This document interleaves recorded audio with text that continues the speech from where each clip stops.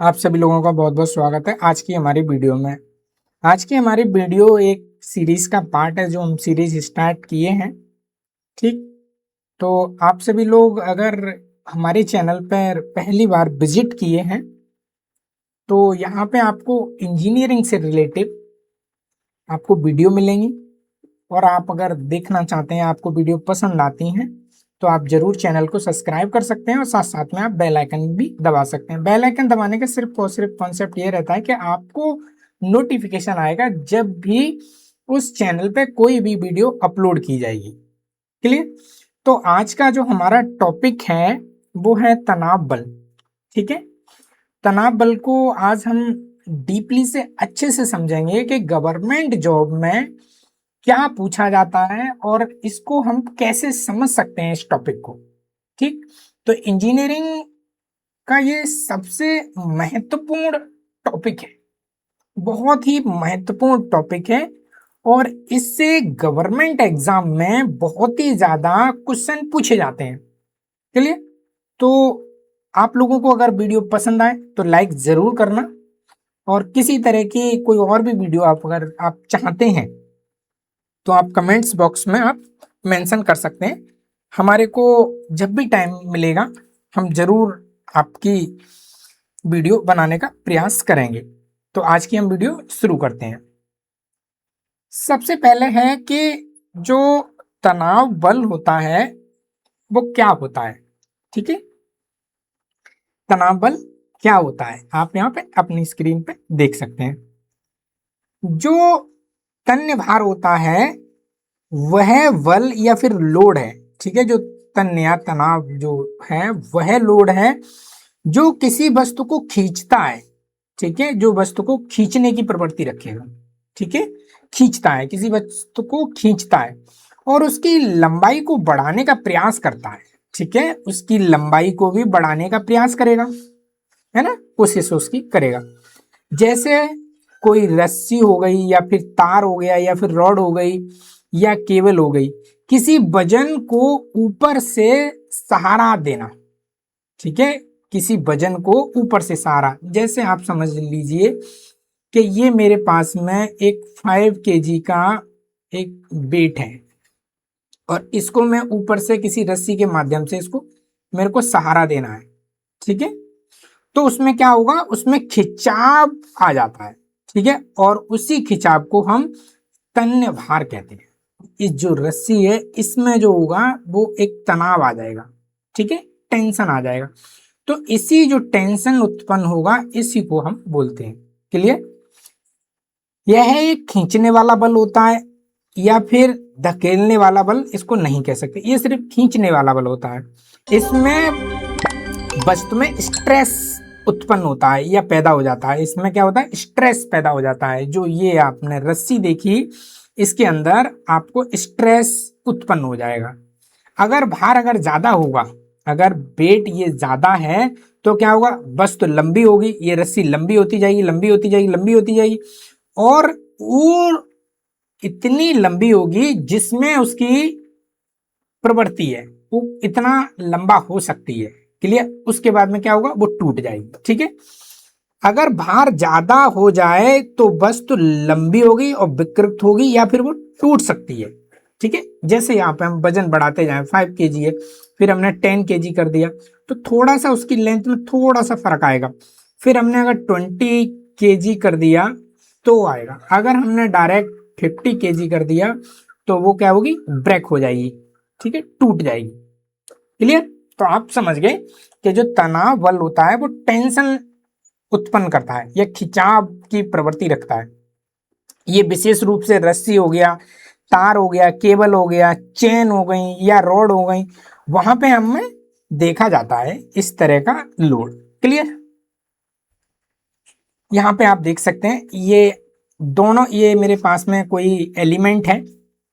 ठीक है, और एलिमेंट पे मैंने यहाँ पे ये फोर्स लगाया हुआ है, एक फोर्स मेरा इधर लगा हुआ है और एक फोर्स मेरा इधर लगा हुआ है। ठीक है, इस एलिमेंट को खींचा जा रहा है, ये जो एलिमेंट है इसको खींचा जा रहा है। जब खींचा जा रहा है तो इस पे क्या हो रहा है, एक तनाव बल लग रहा है। और तनाव बल लगने से क्या होगा, इसकी लंबाई की दिशा में खिंचाव उत्पन्न होगा, और खिंचाव से क्या होगा, ये लंबा होने का प्रयास करेगा, और जब लंबा होने का प्रयास करेगा तो ये एक लिमिट तक लंबा हो सकता है, उसके बाद में ये ब्रेक कर जाएगा, टूट जाएगा। ठीक है, तो ये जो है लंबाई की दिशा में कार्य करता है। जो टेंशन लोड होता है, तनाव लोड होता है, वो लंबाई की डायरेक्शन में काम करता है। ठीक है, यहां पे देख लेते हैं, जब किसी वस्तु पर ऐसा बल लगाया जाता है लगाया जाता है जो उसे लंबाई की दिशा में खींचकर लंबा करने का प्रयास करे, तो उस बल को हम तन्य भार या टेंशन लोड कहते हैं, जैसा आपने यहाँ पे देखा। क्लियर। अब स्ट्रेस, स्ट्रेस क्या होता है, तनाव स्ट्रेस उत्पन्न जो होगा वो किस तरह से होगा, जब किसी बॉडी पे भारी फोर्स लगाया जाता है। ठीक है, आप यहाँ पे एक मेरे पास में ये एक एलिमेंट है, ठीक है, ये मेरे पास में एक एलिमेंट है और इस पे मैंने एक खिंचाव बल लगाया है या तनाव फोर्स लगाया हुआ है, दोनों डायरेक्शन में मैंने लगाया हुआ है। ठीक है, दोनों मैंने डायरेक्शन में लगाया हुआ है। तो किसी बॉडी पे जब बाहरी फोर्स लगाया जाता है, तो ये मैंने बाहर से फोर्स लगाए गए हैं, एक मेरा फोर्स ये लगाया गया है और एक मेरा फोर्स ये लगाया गया है, तो ये दोनों फोर्स मैंने बाहर से लगाए गए हैं, है ना। तो बॉडी के अंदर वह फोर्स का विरोध करने के लिए जो इंटरनल रेजिस्टेंस बनता है, ठीक है, ये जो फोर्स लगाया गया है, इस फोर्स के माध्यम से ये जो मेरा मटेरियल है ये अंदर से क्या करेगा, लंबाई बढ़ने या टूटने की स्थिति तक उसको रोकने का प्रयास करेगा कि लंबाई ना बढ़े, टूटे ना। ठीक है, तो जो इंटरनल रेजिस्टेंस इसको बोला जाएगा, और इंटरनल रेजिस्टेंस जो उत्पन्न हो रहा है वो किसकी वजह से हो रहा है, वो तनाव बल की वजह से, फोर्स की वजह से, लोड की वजह से। ठीक है, तो ये लोड की वजह से हो रहा है, जो एफ हमने यहाँ पे लोड जो लगाया हुआ है इस लोड की वजह से हो रहा है। ठीक है, इसमें इसके अंदर उत्पन्न होगा। ठीक है, और ये अंदर उत्पन्न होगा तो इसकी डायरेक्शन इस डायरेक्शन में होगी, क्योंकि ये लंबाई के इधर खींचा जा रहा है तो खींचने का ये विरोध करेगा। ठीक है, ये विरोध करेगा, तो इसी को हम स्ट्रेस बोला जाएगा, इसको हम लोग स्ट्रेस बोल सकते हैं। ठीक है, ये तनाव स्ट्रेस होगा। क्लियर। इसे हम प्रति इकाई क्षेत्र पर लगने वाला बल भी कहते हैं, कि प्रति इकाई पे कितना बल लग रहा है, मतलब कि उसकी इकाई, मतलब प्रति एक इकाई, मतलब समझ सकते हैं कि जैसे कि मेरा ये वाला एक है, ये 1 mm है और ये 1 mm है, 1 mm है, 1 mm, तो इसका मैं क्षेत्रफल निकाल लूं, तो क्षेत्रफल निकालने पे मुझे वो जो मिलेगा एरिया, उसके ऊपर बल कितना लग रहा है, मतलब प्रति क्षेत्रफल, प्रति इकाई क्षेत्रफल, मतलब प्रत्येक क्षेत्रफल पे। ठीक है, तो यहां हम ऐसे देख सकते हैं। आप इसको एक बार से और मैं पढ़ देता हूं, आप इसको और अच्छे से समझने की प्रयास करें। जब किसी बॉडी पर बाहरी बल लगाया जाता है, बाहरी बल लगाया जाएगा, ठीक है, बॉडी पर बाहरी बल लगाया जाता है, तो बॉडी के अंदर वह फोर्स का विरोध करने के लिए जो इंटरनल रेजिस्टेंस बनता है वही स्ट्रेस कहलाया जाता है, वो स्ट्रेस कहलाया जाएगा, है ना। इसे प्रति इकाई क्षेत्रफल लगने वाला बल भी कहते हैं, प्रति इकाई क्षेत्रफल पे लगने वाला हम यहाँ पे इसे बल भी कहते हैं। ठीक है, अब स्ट्रेस के प्रकार कौन कौन से होते हैं, तो सबसे पहले टेंशन स्ट्रेस होता है, ये टेंशन लोड के द्वारा होता है, ये खींचने वाला स्ट्रेस होता है। ठीक है, ये खींचने वाला स्ट्रेस होता है। नेक्स्ट है यहाँ पर कंप्रेसिव स्ट्रेस, ये दबने के कारण उत्पन्न होता है, तो इसे दबाने वाला स्ट्रेस हम बोला जाता है। ठीक है, नेक्स्ट होता है शेयर स्ट्रेस, ये काटने या स्लाइड कराने वाला बल होता है और इसी को हम स्ट्रेस कहते हैं। क्लियर, तो ये 3 टाइप का होता है, पहला होता है टेंसल, फिर होता है कंप्रेसिव और फिर होता है शेयर। तो ये 3 तरह के स्ट्रेस हमको देखने को मिलते हैं। क्लियर, तो यहाँ पे हम ये 3 टाइप के स्ट्रेस को हमने देखा। अब हम ये देखते हैं जो टेंशन वाला लोड है, टेंशन वाला जो लोड है एक रस्सी में हमने लगाया, किसी एलिमेंट में लगाया। आप इस तरह से, मैं यहाँ पे एक एलिमेंट बनाता हूँ और एलिमेंट पे मैंने ये 2 फोर्स आपको लगाए। ठीक है, ये तनाव फोर्स मैंने लगाए हुए हैं, दोनों तरफ मैंने टेंशन वाले फोर्स लगा दिए, लोड। ठीक है, तो ये जो मेरा एलिमेंट है इसके अंदर क्या होगा कि इस फोर्स ये खींचने का प्रयास करेगा, तो ये प्रवृत्ति इसकी लंबा करने की रहेगी, लंबाई इसको बढ़ाने का रहेगी। लेकिन इस फोर्स के विरोध में अंदर की तरफ इसको रोकने के लिए मटेरियल के अंदर एक फोर्स लगेगा, ठीक है, एक फोर्स लगेगा जो इसका विरोध करेगा। ये जो फोर्स लगा है इसका विरोध करेगा, ठीक है। इसी फोर्स को हम स्ट्रेस बोला जाएगा। इसी फोर्स को हम लोग क्या बोलेंगे? स्ट्रेस। इसी फोर्स को हम स्ट्रेस बोलेंगे। अब स्ट्रेस को हम कैसे निकाल सकते हैं कि भाई स्ट्रेस को कैसे निकाला जाएगा? तो स्ट्रेस निकालने के लिए हम क्या करते हैं कि इसका जो क्रॉस सेक्शन एरिया है, ठीक है, इसका क्रॉस सेक्शन एरिया है, वो एरिया का हम भाग देंगे इस पे जो बल लगाया गया है, जो आपने लोड लगाया है, ठीक है, जो आपने इस पे लोड लगाया है उसमें हम भाग देंगे। तो वही यहाँ पे लिखा हुआ है कि स्ट्रेस जो होता है वो फोर्स डिवाइडेड बाई आपका एरिया, ठीक है। और एरिया यहाँ पे दिया गया है वो क्रॉस सेक्शन का है, क्रॉस सेक्शन का हमें उसका क्षेत्रफल लेना है, ठीक है। यहाँ पे साफ साफ लिखा हुआ है, जहां एफ जो है फोर्स वो लगाया गया बल है और एरिया आपका उसका क्षेत्रफल है और स्ट्रेस मीन्स प्रतिबल या तनाव, ठीक है। इस तरह से हम देख सकते हैं, क्लियर। तो ये हम इस तरह से निकाल सकते हैं। और स्ट्रेस की जो इकाई है वो ऐसा यूनिट में पास्कल होती है, पास्कल या न्यूटन प्रति मीटर स्क्वायर हम इसको बोल सकते हैं। नेक्स्ट है इसकी इकाई। इकाई के बारे में तो हमने अभी जाना कि स्ट्रेस की जो इकाई की होती है वो न्यूटन प्रति mm स्क्वायर होगी, न्यूटन प्रति mm स्क्वायर, ठीक है। इसको हम पास्कल भी कहते हैं। अगर ये वाली लिखी है तो हम इसको पास्कल भी बोल सकते हैं। आप ऐसे समझ सकते हैं कि n न्यूटन और ये mm स्क्वायर, ठीक है। ये आपका मान लीजिए 10 है तो आप 10 इसको पास्कल भी बोल सकते हैं, ठीक है। अगर ये आपका इसकी जगह डिजिट आपका 50 हो जाता है तो आप इसको 50 पास्कल बोल सकते हैं, ठीक है, पास्कल। ये आपका अगर आपका 100 हो जाता है तो आप इसको 100 पास्कल बोल सकते हैं। इस तरह से ये वर्क करता है, क्लियर। अब यहाँ पे एक न्यूमेरिकल दिखाया गया है, इसको आप समझने का प्रयास कीजिए कि इस तरह से न्यूमेरिकल जो आते हैं वो किस तरह से आपको सॉल्व करने होते हैं, ठीक है। यहाँ पे माना गया है कि एक तार पर 100 न्यूटन का बल लगाया गया है, ठीक है। तो यहाँ पे हमारे को फोर्स दिया गया, एफ हमारे को यहाँ पे मिल गया फोर्स, और उसका जो क्षेत्रफल है एरिया, ठीक है, यहाँ पे हमको ए भी मिल गया, क्षेत्रफल उसका 2 mm स्क्वायर है, ठीक है। अब हमारे को सूत्र पता होना चाहिए कि सूत्र क्या है। तो हमारा स्ट्रेस का जो सूत्र होता है वो ये देखिए लिखा है, ठीक है। स्ट्रेस का जो सूत्र है वो ये है स्ट्रेस, तो F बराबर क्षेत्रफल, F डिवाइडेड बाई क्षेत्रफल। तो यहाँ पे F की जगह तो हम क्या रखेंगे कि हम 100 न्यूटन का जो बल लगाया है F वो रख देंगे और क्षेत्रफल की जगह क्षेत्रफल लिख देंगे।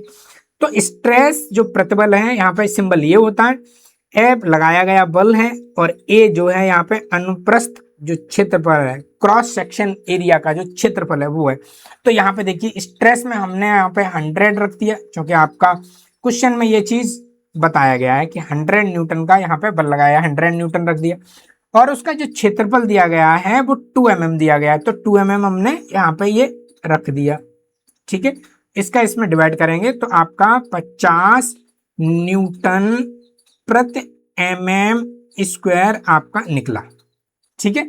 इसका मतलब ये कह सकते हैं कि तार के प्रत्येक 1 mm क्षेत्रफल पर 50 न्यूटन का आंतरिक जो तनाव उत्पन्न हो रहा है, ठीक है, आंतरिक जो तनाव उत्पन्न होता है, स्ट्रेस जो उत्पन्न हो रहा है वो आपका 50 न्यूटन का उत्पन्न हो रहा है, क्लियर।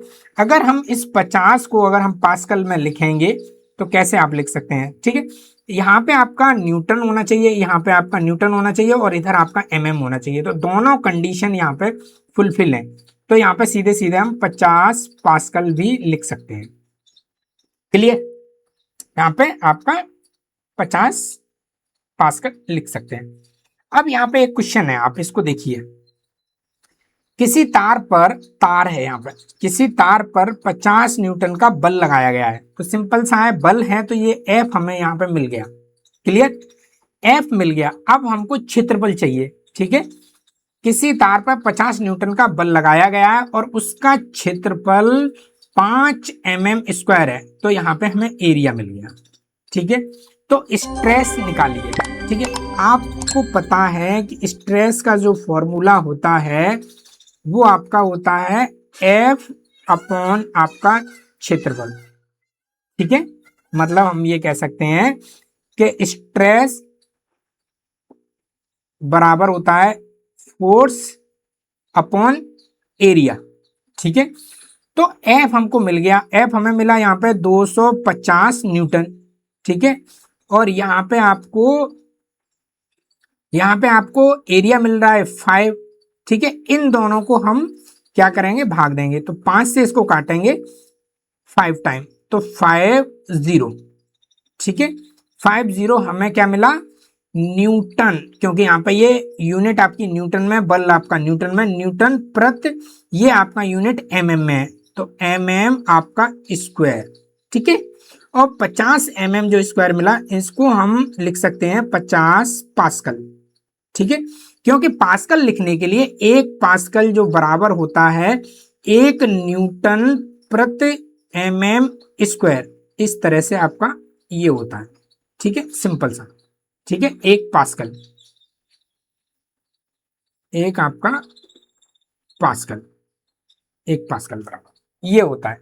तो इसका आप ये आंसर इस तरह से निकाल सकते हैं।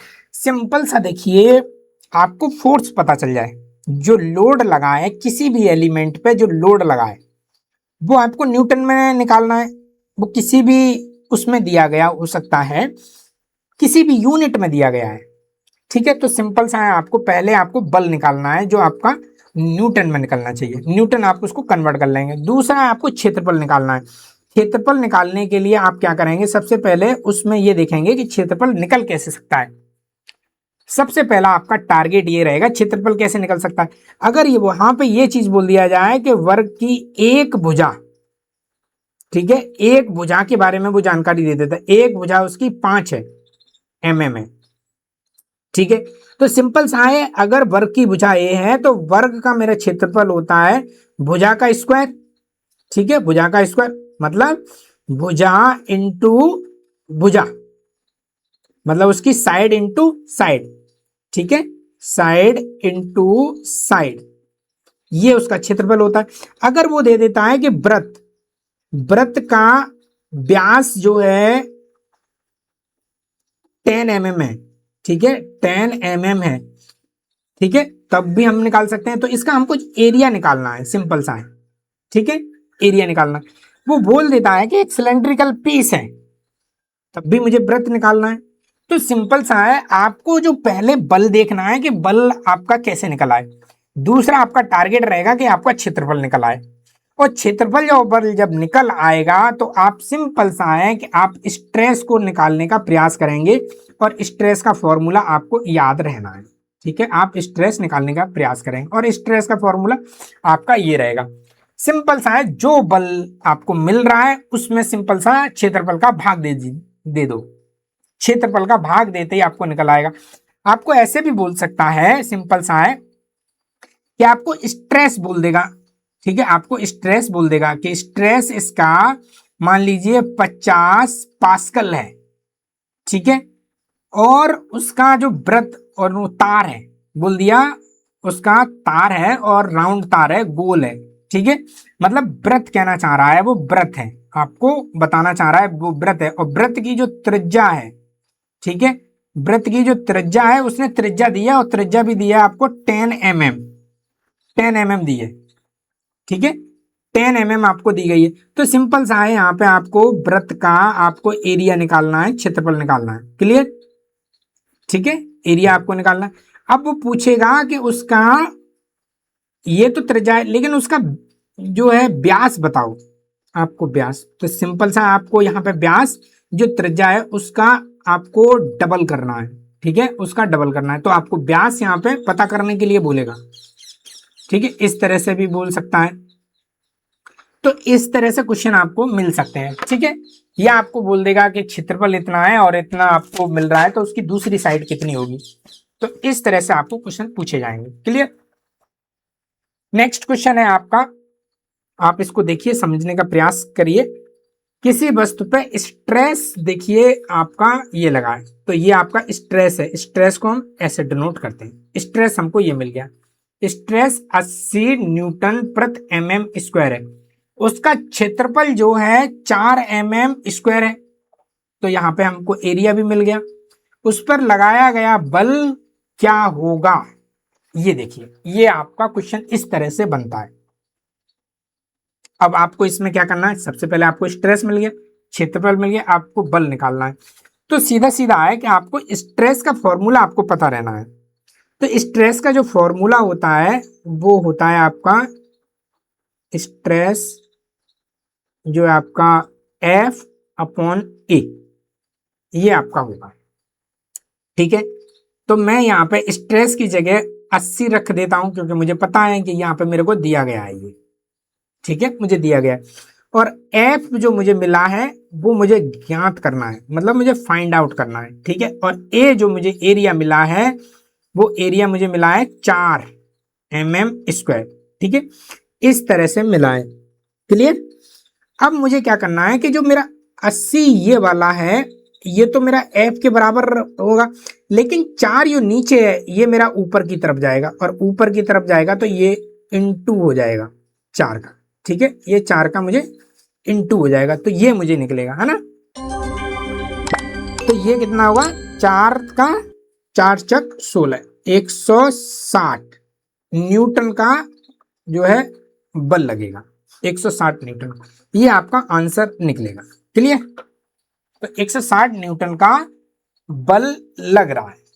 क्लियर। अगर यहीं पे ये बोल देता है कि बल भी बताओ और क्षेत्रफल की दूसरी भुजा बताओ, और ये आयत है, ठीक है, और ये आयत है, और आयत की एक भुजा जो है 2 है, और दूसरी भुजा बताओ 2 mm है। ठीक है, तो दूसरी भुजा तो आप दूसरी भी निकाल सकते हैं। क्लियर। इस तरह से आपको मिलेगा। यहां पे एक और आप क्वेश्चन देख सकते हैं। एक सर्किल वायर है, इसका डायामीटर आपको दिया गया है 10 mm है, और उस पर 5000 न्यूटन का बल लगाया गया है। तो इसमें तनाव या स्ट्रेस ज्ञात करने को बोला गया है कि स्ट्रेस ज्ञात कीजिए।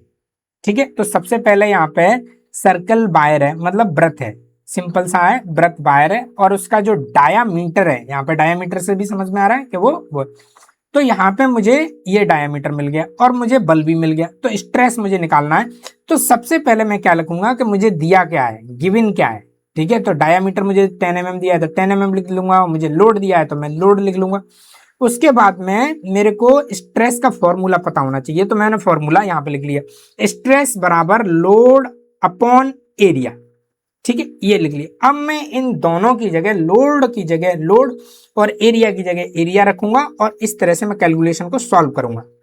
लेकिन यहाँ पे एरिया तो मुझे दिया ही नहीं है, यहाँ तो मुझे डायामीटर दिया है ना, वो जो वायर है, सर्कुलर जो वायर है उसका मुझे है। तो सबसे पहले मैं यहाँ पे क्या करूंगा, एरिया निकालने का प्रयास करूंगा। तो एरिया निकालने के लिए मैं क्या करूंगा कि वृत्त है वहां पे, तो वृत्त का जो क्षेत्रफल होगा वो निकलेगा मेरा पाई और डी का स्क्वायर अपॉन 4। ठीक है, ये मेरा वृत्त का क्षेत्रफल का फॉर्मूला हुआ। क्लियर।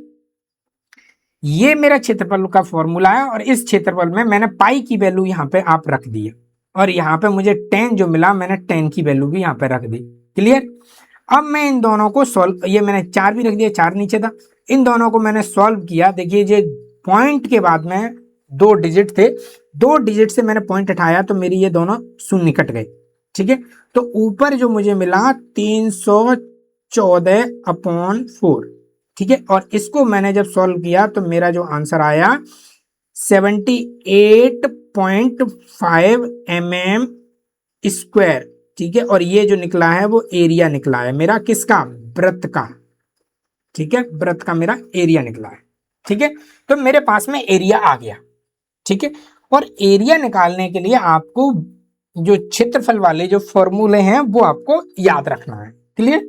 वृत्त के जो हो गए, आयत के हो गए, या ट्राइंगुलर शेप के हो गए, तो उसका आपको एरिया जरूर आपको याद रखना है कि कैसे निकाला जाएगा। ठीक है, अब हमें क्या करना है, स्ट्रेस निकालना है। तो स्ट्रेस निकालने के लिए मेरे पास में स्ट्रेस का फॉर्मूला है, और स्ट्रेस के फॉर्मूले में मैंने यहाँ पे आपका बल रख दिया, लोड जो मेरा लगा था, और यहाँ पे मैंने ये अपना एरिया क्षेत्रफल भी रख दिया। क्लियर। और यहाँ पे इसको मैंने सॉल्व किया तो मेरा निकला, स्ट्रेस निकला 63.69 न्यूटन प्रति mm स्क्वायर। ठीक है, ये आपका निकला ये। तो हम लोग जब न्यूमेरिकल क्वेश्चन दिए जाएंगे तो हम इस तरह से सॉल्व करेंगे, बहुत ज्यादा होपलेस नहीं, और बहुत ही ज्यादा सिंपल है, बहुत ही ज्यादा इजी है।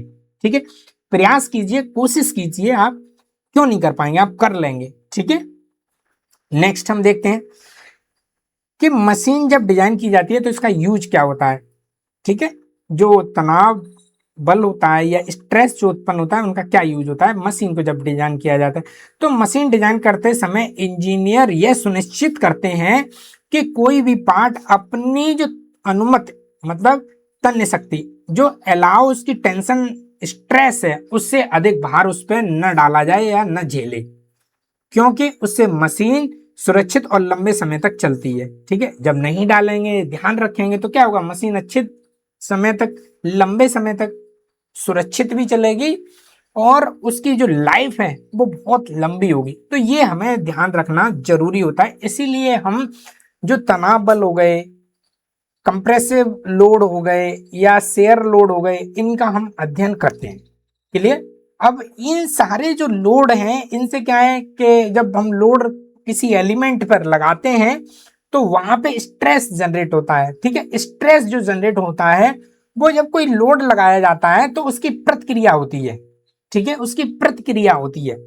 तो उस प्रतिक्रिया में क्या करता है कि वो अपनी शेप चेंज होने का विरोध करता है, उसकी शेप चेंज ना हो इस चीज का वो विरोध करता है। ठीक है, और वो किस लिमिट तक विरोध करता है ये हमें देखना होता है। ठीक है, और यही उसकी अनुमत तन्य शक्ति कहलाई जाएगी कि उसको कहां तक अनुमत है।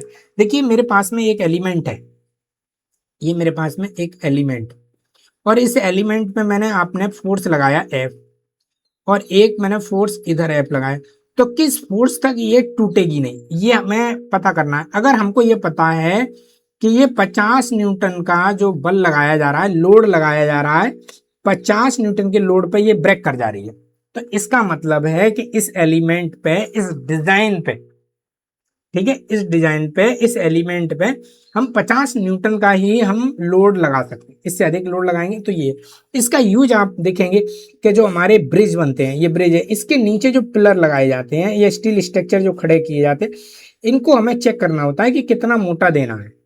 ठीक है, एक इंजीनियरिंग में ये चीज हमको ध्यान रखनी होती है कि कितना हैवी हमको यूज करना है।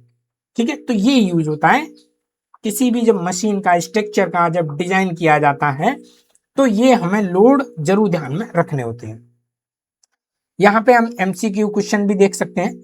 ठीक है, किस तरह से आते हैं, एक सिंपल सा एक बेसिक ले सकते हैं कि आप इस टाइप के आपके गवर्नमेंट एग्जाम में आपके एमसीक्यू क्वेश्चन आपसे पूछे जाएंगे। तो यहाँ पे पूछा गया है जो टेंशन लोड होता है वो क्या होता है, किसी वस्तु को दबाने वाला भार होता है, या फिर वस्तु को मोड़ने वाला भार होता है, या किसी वस्तु के दोनों सिरों को खींचने वाला भार होता है, या कि वस्तु को घुमाने वाला भार होता है। ठीक है, तो इसका आपको पता है कि ये टेंशन लोड है तो टेंशन देगा। ठीक है, किसी एलिमेंट में ये क्या करेगा, टेंशन देगा, तो टेंशन देने के लिए उसके दोनों सिरों पे एक खिंचाव बल की तरह ये कार्य करेगा। ठीक है, तो इसका जो राइट आंसर है सी है, खिंचाव बल की तरह काम करेगा ये, है ना। ठीक, नेक्स्ट है आपका सेकंड नंबर, स्ट्रेस की एसआई इकाई क्या होती है ना, न्यूटन होती है, या फिर जूल होती है, या न्यूटन प्रति mm स्क्वायर, या फिर पास्कल हम बोलते हैं, या फिर वाट होती है। ठीक है, सिंपल सा है, एसआई यूनिट तो कॉमन है, पूछा जाता है, तो आप लोग इसको जरूर ध्यान रखेंगे, याद रखेंगे। क्लियर, तो इसकी आपका सी राइट आंसर होगा, सी। क्लियर, नेक्स्ट क्वेश्चन है आपका, स्ट्रेस मीन्स तनाव का सही सूत्र क्या है, जो स्ट्रेस निकाला जाता है उसका सही सूत्र क्या है। स्ट्रेस निकालने के लिए एरिया और लोड का इनटू करते हैं, या फिर स्ट्रेस निकालने के लिए लोड में एरिया का भाग देते हैं, या स्ट्रेस निकालने के लिए लोड और एरिया को प्लस कर देते हैं, या स्ट्रेस निकालने के लिए एरिया में लोड का भाग देते हैं। ठीक है, ये भी आप जरूर ध्यान रखेंगे, क्योंकि सूत्र जब तक आपको याद नहीं है तो न्यूमेरिकल जो भी एग्जाम आप कर रहे हैं, न्यूमेरिकल जो भी एग्जाम्पल आप कर रहे हैं या कोई क्वेश्चन भी आप कर रहे हैं, तो न्यूमेरिकल क्वेश्चन में आपको फॉर्मूला तो पक्का आपको याद रखना है। तो इसका राइट आंसर होगा बी, क्योंकि लोड में एरिया का भाग दिया जाता है। क्लियर।